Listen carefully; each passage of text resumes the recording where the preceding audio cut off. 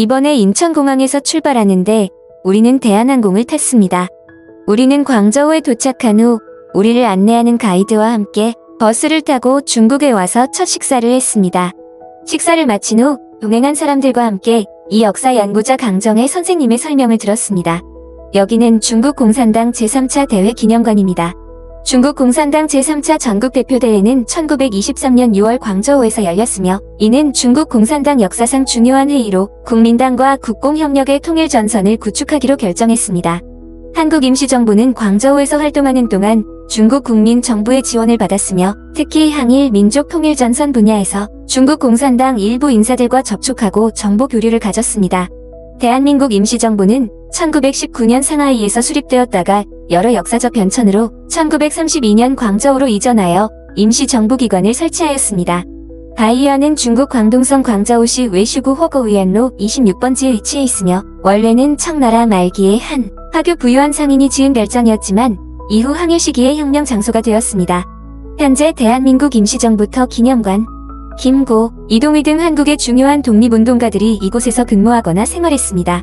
백원 시기에 한국 임시정부는 주로 항일 외교, 군사연락, 선전 등의 업무를 수행했으며 중국 측의 지지를 얻으려 시도했습니다. 당시 중국과 일본의 관계가 긴장되었기 때문에 한국 임시정부는 중국에서 일정한 공간을 확보하여 독립운동을 계속할 수 있었습니다. 황포군사학교는 1924년에 중국 공산당과 소련의 도움으로 순원에 의해 광저우에서 설립되었습니다.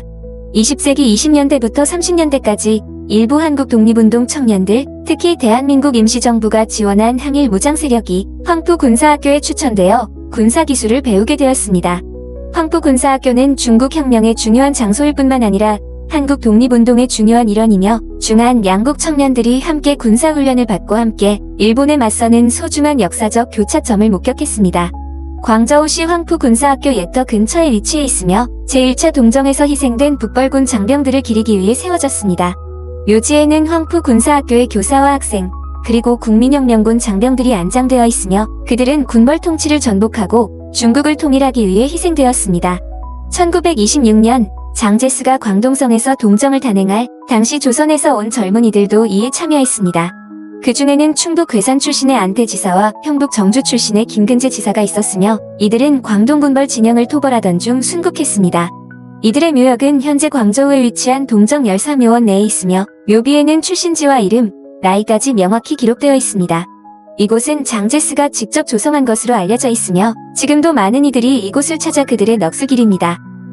저녁에 우리는 광저우에 있는 한국 영사관의 영사 선생님과 함께 식사를 했습니다. 우리는 맛있는 음식을 즐기면서 영사관 선생님으로부터 광저우의 역사, 음식, 문화, 경제 등에 대해 설명을 들었습니다. 한중 관계 간의 장벽과 우리가 청년으로서 짊어진 책임 등에 대해 각자의 생각과 제안을 설명했습니다. 저녁 식사를 마친 후 우리는 선생님과 함께 광저우 타워 근처에서 함께 산책하며 광저우의 야경을 감상했습니다. 그리고 함께 광저우 5성급 칼리 호텔로 가서 체크인했습니다. 환경이 정말 좋죠. 외교부의 지원에 감사드립니다. 우리의 알차고 바쁜 하루는 여기까지입니다. 안녕, 내일 봬요 여러분.